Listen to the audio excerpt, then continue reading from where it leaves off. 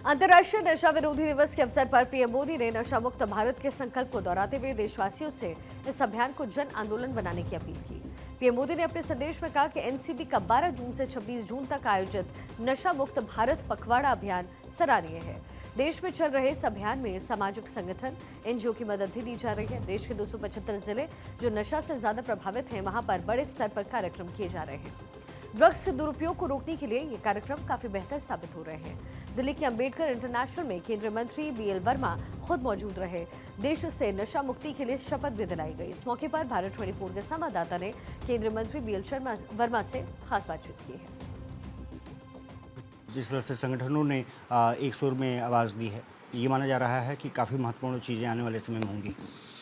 देखिए, नशा मुक्त भारत अभियान के तहत 2020 से माननीय प्रधानमंत्री जी ने जिस तरह से जन जागरण कई माध्यम से शुरू किया है, 272 इस प्रकार के जनपद जहाँ सर्वे में आया था कि नशे की लत ज़्यादा है, उनसे वहाँ से शुरुआत की थी। और हम कह सकते हैं कि लगातार जिस तरह से काम हो रहा है नशा मुक्ति केंद्रों के द्वारा और नशा मुक्ति भारत अभियान में, तब मैं कहूँगा कि वास्तव में इस देश के विकास में आदरणीय प्रधानमंत्री कहते हैं कि देश के 140 करोड़ लोगों का योगदान, सबका साथ, सबका विकास, सबका विश्वास और इस देश के विकास में सामूहिक सबका प्रयास।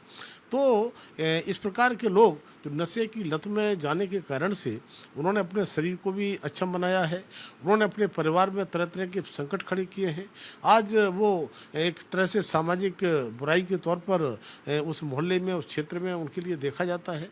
तब आज हम कह सकते हैं कि कई नुक्कड़ नाटकों के माध्यम से तरह तरह से हमने इसको अभियान में भाग लिया था। आज वहीं सामाजिक और आध्यात्मिक संगठन भी नशा मुक्ति से जुड़ करके अपना योगदान दे रहे हैं। ब्रह्मा कुमारी जैसे संगठन भी सरकार के साथ मिलकर काम कर रहे हैं। कार्यक्रम में मौजूद लोगों ने भी इसको लेकर के अपनी राय रखी है। इसका असर तो बहुत अच्छा ही होगा, इसमें कोई दो राय नहीं है। लेकिन ब्रह्मा कुमारी ईश्वरीय विश्वविद्यालय अलग ढंग से काम कर रही है। जो नशा लेते हैं, क्यों लेते हैं? स्ट्रेस के कारण, कोई न कोई दबाव के कारण, कोई न कोई परेशानी के कारण वो नशा लेते हैं। लेकिन हम उनको मेडिटेशन सिखाते हैं, तो वो मेडिटेशन नशा लेने से, जैसे सिगरेट है, चरस है, जो भी है, वो ब्रेन को हिट करता है। ब्रेन से डोपामाइन निकलता है, सेरोटोनिन निकलता है। थोड़े देर के लिए बड़ा खुशी की उनको फील करते हैं।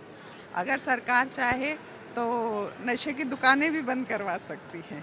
तो अगर नशे की दुकानें गवर्नमेंट लेवल से ही बंद हो जाएं तो वैसे भी सब ठीक हो सकता है। तो इसीलिए गवर्नमेंट का बहुत बहुत बहुत इम्पोर्टेंट रोल है। तो अगर हम चाहते हैं कि हमारा देश एक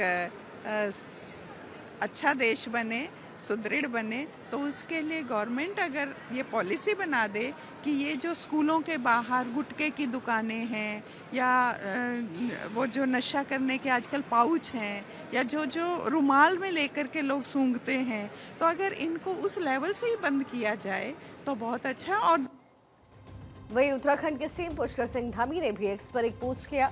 उन्होंने लिखा, नशा न केवल व्यक्ति की मानसिक और शारीरिक स्थिति को प्रभावित करता है, बल्कि उसके परिवार, समाज और राज्य की प्रगति में भी बाधा बनता है। हमारा प्रयास उत्तराखंड को नशा मुक्त बनाना है और इसमें सभी लोगों की सहभागिता बेहद जरूरी है। आइए हम सभी इस अंतर्राष्ट्रीय नशा निरोधक दिवस पर नशे से होने वाले हानिकारक प्रभाव के प्रति समाज में जागरूकता फैलाने का संकल्प लें।